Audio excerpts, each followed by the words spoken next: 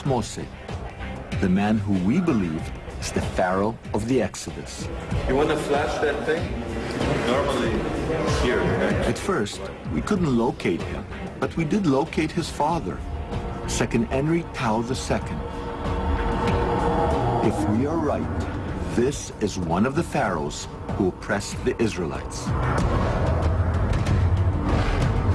According to most scholars, his skull had been crushed by enemy axes.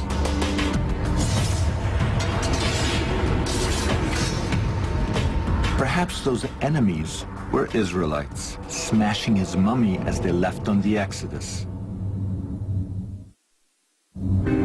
We continued on our search for Ahmose. It was hard to locate him because he had been sort of misfiled.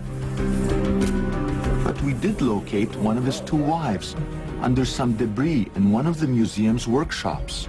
Hi, is it possible to reveal the wife of Ahmose? Just don't move it without supporting it. According to our calculations, this somewhat discarded glass coffin contains the mummy of a woman whose husband contended with Moses and hardened his heart to God himself. At last we located Pharaoh Ahmose. Here is the man who confronted Moses.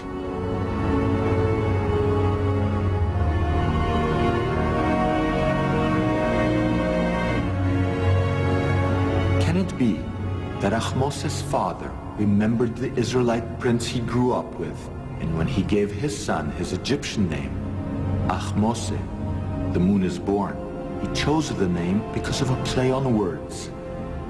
In Hebrew, Ahmose means the brother of Moses. In history, Pharaoh Ahmose is most famous for expelling a foreign nation from Egypt around 1500 BCE. At the time, Egypt was ruled by a people that the ancients called Hyksos.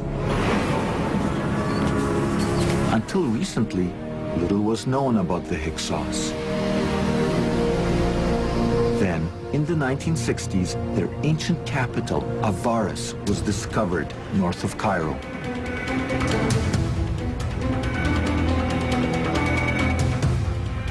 No one has ever been allowed to film at Avaris. To get there, we needed the cooperation of the Egyptian authorities. They're concerned that in the volatile Middle East, the discovery of biblical artifacts will somehow strengthen modern Israel's claims in the area. As a result, the Exodus is a touchy subject in Egypt today. So we didn't mention Moses, and we stressed that we were interested in Pharaoh Ahmose and the Hyksos he drove out of Egypt. After months of negotiations, we were finally given permits to shoot at Avaris. Indeed.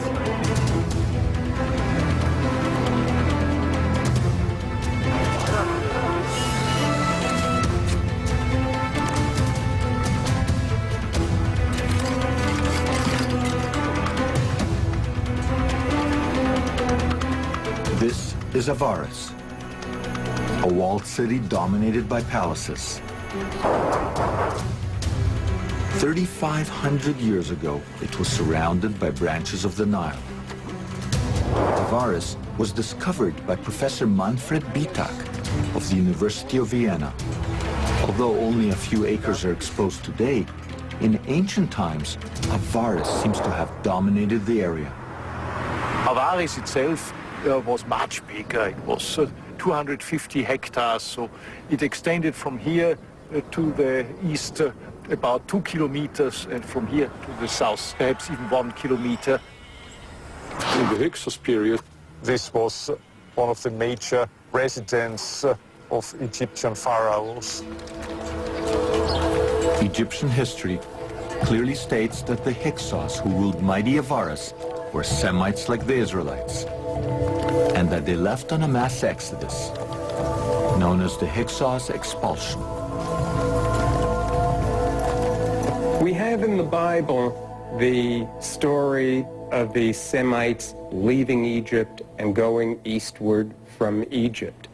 At the same time, independent of the Bible, we have a story of the Hyksos being expelled from Egypt.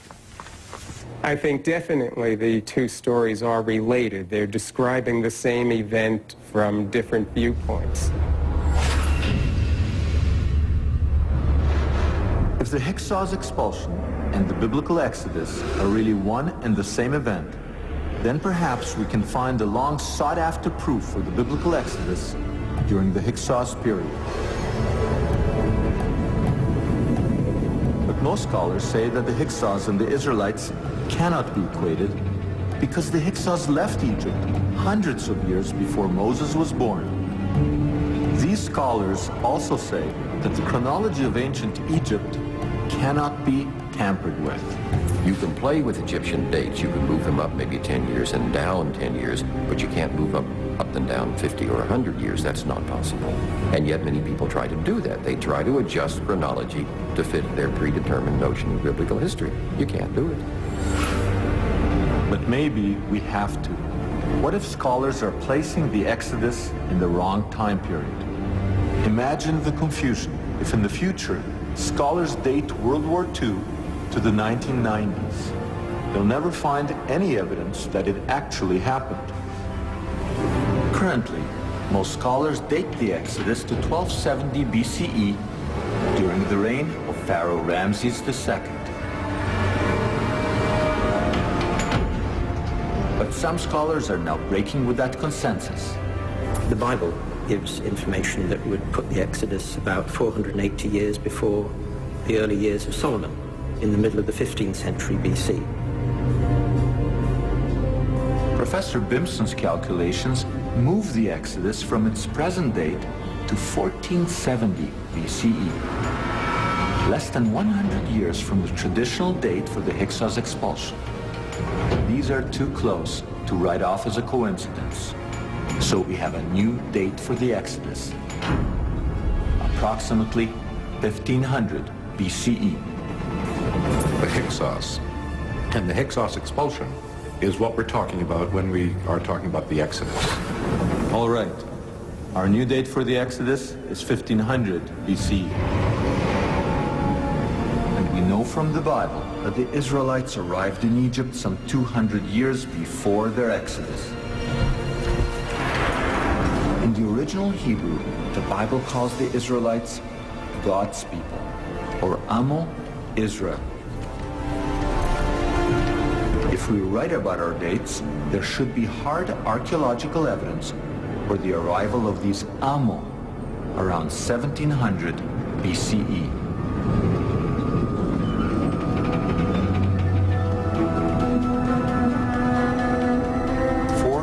Kilometers south of Avaris is the tomb at Beni Hassan. It dates to 1700 BCE.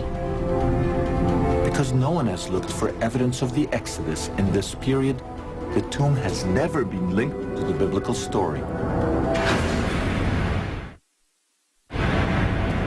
There is a perfectly preserved wall painting here that records an ancient migration into Egypt from the area of modern Israel.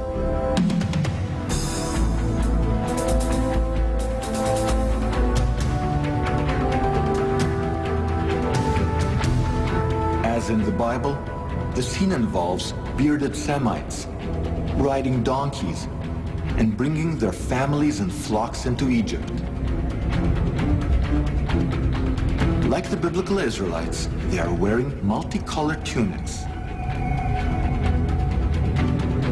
The hieroglyphic inscription on this wall calls these people the Amo, God's people. Looking in the right place, during the right time, we are the first to recognize a veritable snapshot of the migration of the biblical Israelites to Egypt.